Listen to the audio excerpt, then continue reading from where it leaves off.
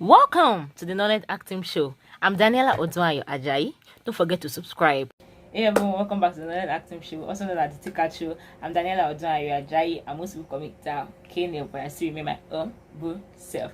Yeah, so this video is a continuation of the previous video I did, and in that video I asked a question that at what age should you teach your children your words about sex education. Thankfully, I got so many comments. Thank you so much for those who commented. So I'm going to start with that question that the very moment your child can differentiate between left from right, the very moment he or she knows the father from the mother and is aware and has an understanding about the environment, then at that very age you teach them about sex education. Now I'm going to start with a story, and from that story I'm just going to continue. So the story is about a young girl, and she was the only child of her mother at that particular time, although her mother was pregnant. So one day she was just observing her mother, and she was like, how come mommy's stomach is as big as this and my stomach is flat? And she was like, okay, I'm going to ask my mother. So she called her mom and said, Mommy, I want to ask you a question. And the woman was like, okay, like, why is your stomach big? And the woman was like, okay, because I'm pregnant and you are going to have a younger one soon. I was like, yes, okay. How did that younger one, how did that my brother in your stomach, how did he enter inside that your stomach? And she was like, well, okay, it's very simple. Just the way the angel of the Lord descended on Mary in the Bible, that the angel of the Lord descended on me and I'm able to conceive like this. So like, like, okay, so the angel of the Lord descended on you. He said yes. Like, okay. She's not like, okay, what is the meaning of sex? And the woman was like, you say what? Like, who told you about it? How did you know about it? And all this stuff. And she was like, Mommy, I just want to know. I've been hearing it, and I said I should inform you first. And the woman was like, no way. She chastised the lady that at what age do you want to start learning about all this stuff, and the lady was so sad. She didn't say anything. And then she went to school the next day. So when she got to school, her friends were like discussing a very interesting topic, and she was like, oh, let me join them. And then she was eavesdropping, and then she had them mention that something. And she was like, sorry, what did you say? And the friends were like, I said this is the way a woman gets pregnant, through sex, through this, through that. And she was like, no, my mommy said that the angel of the Lord will descend upon you, then you become pregnant. I was like, oh, so mommy had deceived me. And so she was so sad. She was disheartened, and she was like, okay, I know what to do. So she went back to the house, and then she confronted her mother. And her mother, why would you lie to me? Why would you lie to me? For what reason? We will like why will you lie to me? I already told you I was already listening to these things here and there in school and everything, and then you still lied to me. And so the woman was so sad, and she was like, okay, sit down, let me discuss with you. And so that discussion is what we're going to be talking about today. Hallelujah.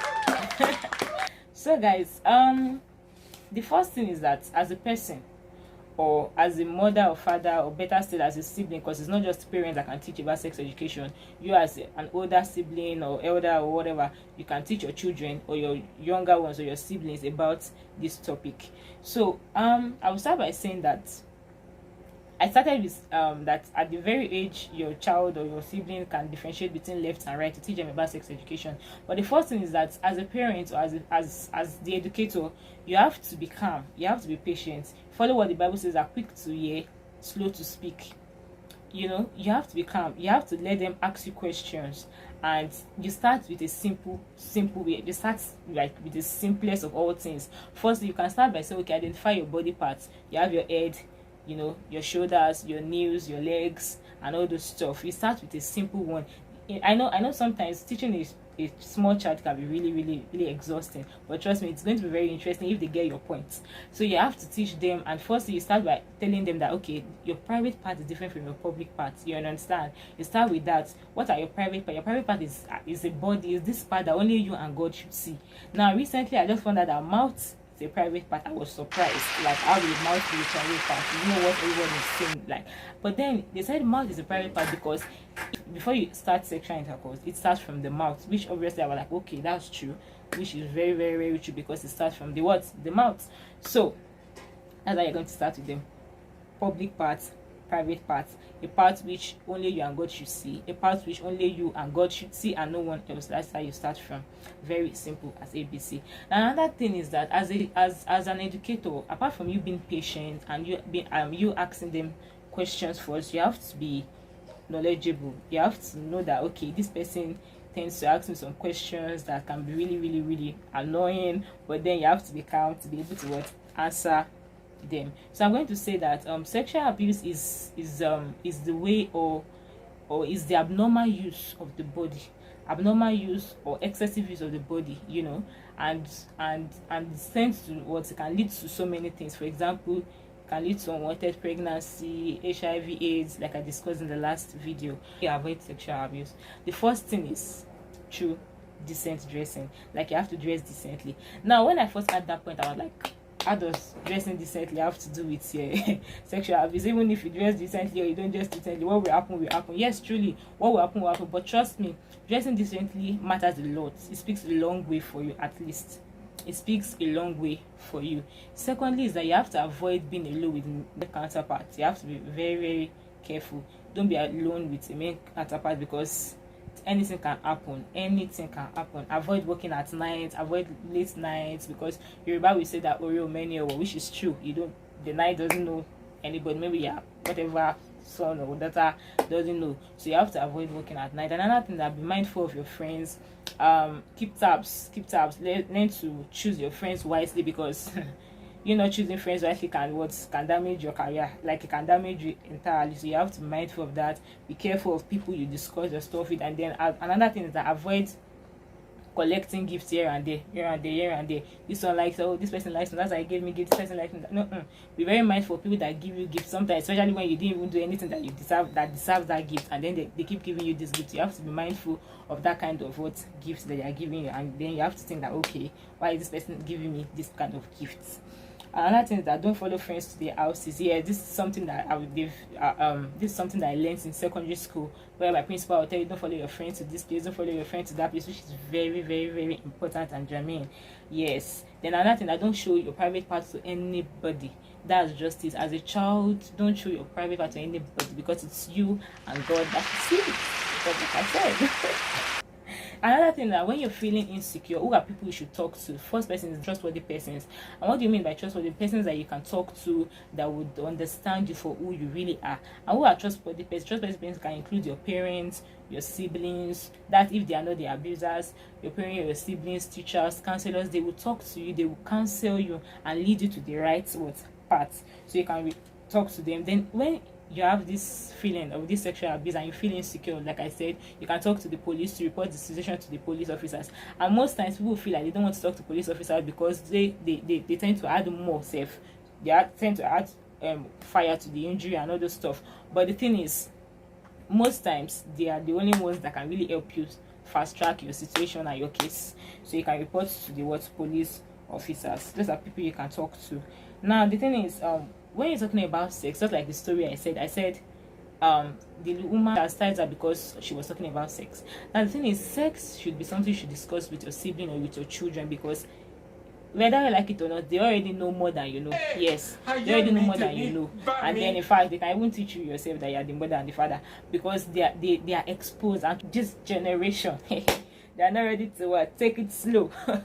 So that is just it. So you have to be patient with them and discuss it with them, and avoid telling lies. Like the story I said, like the woman lies to her. Okay, what will it cost you to say that, okay, this is how I got pregnant, and which one is the angel of the Lord descended upon you, and then you had your baby? And see, why will you lie? Please do not lie. That's something that can damage them. Do not lie about anything whatsoever. Tell them. They know these things. Discuss it with them, and they will forever be grateful to you. Please do not lie to your children. Show them love. Be good to them. Show that you are always there. Don't scare them away. Some parents, like, there's some parents that you cannot even talk to them. They will just flare up. Like, you see them like your God. Like I have a friend, and I say, if our parents come to that, everywhere becomes silence. Like, Kilo Shelley, are you God? Even God safe. we still have rapport. Like, seriously, it's not nice. Don't let your children be scared or feel like, hey, like they can't discuss anything with God, because at the end of it, it's still you that will still want to suffer everything. So please, let's be open to our children, let's be open to our siblings. You can discuss with your sibling, you can discuss with your friends and all. And another thing is that please let's be mindful of what we hear from friends. Friends can lead you to so many things. They can lead you to so many things.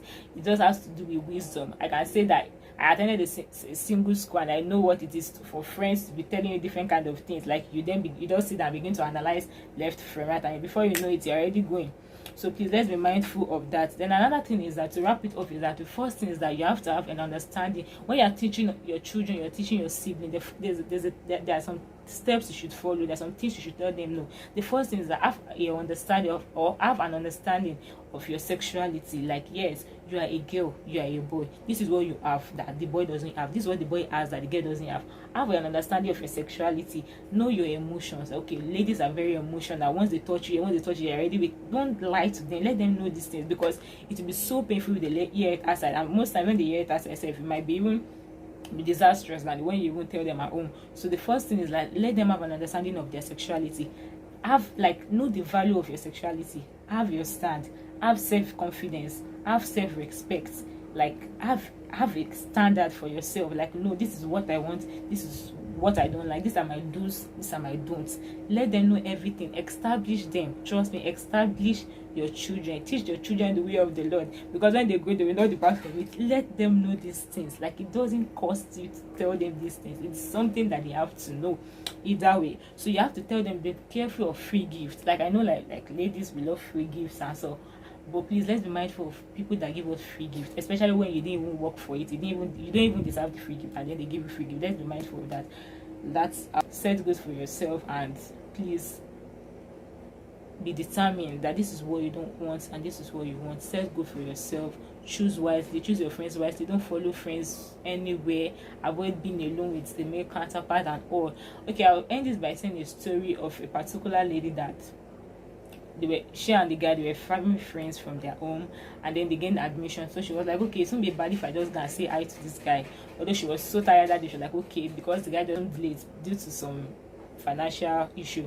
So she was like, okay, let me greet him in his hostel. And then she went to his hostel. Trust me, she was raped there by that same guy that she felt, okay, they are family friends. That's it. So don't be alone with anybody. You might feel, okay, this one cannot do anything, we are close, we are this, we are that. It doesn't mean anything.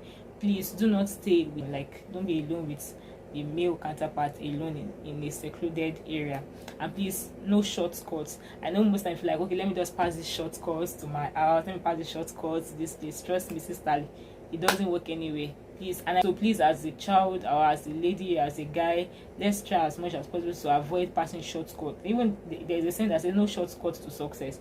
No shortcuts. Most rape, most sexual harassment that happens is through what? Shortcuts. You working at night, you trusting somebody, you visiting somebody, planning, implication, all those stuff. So please, let's be mindful of that, because all these things is just for our own good, to safeguard your future, to avoid unwanted pregnancies, to avoid abortions, to avoid stigmatization, to avoid trauma and any other words effects of this sexual abuse. I hope you guys have enjoyed today's video. And to wrap it up, I have a question again to ask, that what are the lies we were told about sex? For example, they will tell you that if a guy touches you, you get pregnant. So those are lies about sex. So what are the lies you were told as a child while growing up? So let's discuss it in the next video, which is the final episode of this child sexual abuse. Thank you so much for watching. Please do not forget to subscribe. I see me, Daniela Odu, and you are Jai, and this is another edition of the Knowledge Active Show. If you are blessed with this video, please don't forget to give it a thumbs up. Thank you so much. Bye. See you in the next episode. Bye bye.